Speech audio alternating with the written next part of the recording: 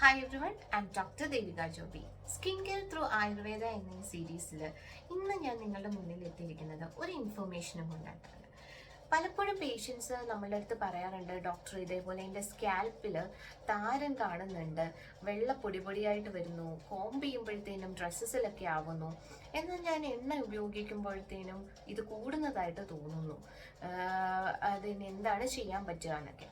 അപ്പോൾ first thing, നിങ്ങളുടെ സ്കാൽപ്പിൽ കാണുന്ന എല്ലാ തരത്തിലുള്ള ഇതേപോലത്തെ വെള്ളപ്പൊടികൾ, ചെരുമ്പൽ പോലെ കാണുക, ഇവയെല്ലാം താരൻ എന്ന കാറ്റഗറിയിൽ ഉൾപ്പെടുത്താൻ പറ്റില്ല. ഇതിനെ നിങ്ങൾ ഡിഫറൻഷിയേറ്റ് ചെയ്യണം. അതായത് ഈ ഒരു കണ്ടീഷൻ പല രീതിയിൽ ഉണ്ടാവാം. അതായത് ഡ്രൈ സ്കാൽപ്പ് കൊണ്ട് ഉണ്ടാവാം, അതൊരിക്കലും ഡാൻഡ്രഫ് എന്ന് നമുക്ക് പറയാൻ പറ്റില്ല. ഇനി എക്സാക്ട്ലി ഡാൻഡ്രഫ് കണ്ടീഷൻ കൊണ്ട് ഇങ്ങനെ കാണപ്പെടാം. അപ്പോൾ ഈ ഡ്രൈ സ്കാൽപ്പ് എന്ന കണ്ടീഷനിൽ കൂടുതലായിട്ട് നമ്മൾ ഈ സ്കാൽപ്പിലേക്ക് എണ്ണ ഉപയോഗിക്കുമ്പോൾ ഈ ഒരു കണ്ടീഷനിന് ആശ്വാസം ഉണ്ടാവും. അപ്പം ചെറിയ രീതിയിൽ പ്രോപ്പറായിട്ടുള്ള ഓയിലിങ്ങിലൂടെ മാത്രം നമുക്ക് ഈ കണ്ടീഷൻ ക്യൂർ ചെയ്യാൻ പറ്റും.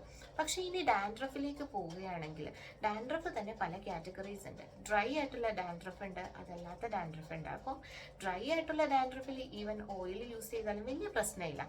പക്ഷേ അടുത്ത കാറ്റഗറിയിൽ അങ്ങനെ ഓയിൽ യൂസ് ചെയ്താൽ ഇത് കൂടുതലായി വേഴ്സർ കണ്ടീഷനിലേക്ക് പോകും.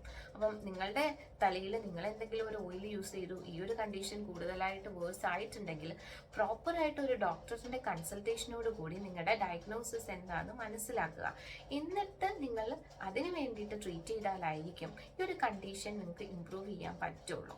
അപ്പം എല്ലാ തരത്തിലുള്ള സ്കാൽപ്പ് കണ്ടീഷനെയും ഇതേപോലെ പൊടിഞ്ഞിളകുന്ന കണ്ടീഷൻസിനെയൊക്കെ ഡാൻഡ്രഫ് എന്ന് തെറ്റിദ്ധരിക്കാതിരിക്കുക. ഈ ഇൻഫർമേഷൻ നിങ്ങൾക്ക് യൂസ്ഫുൾ ആകുമെന്ന് വിചാരിക്കുന്നു. ബൈ.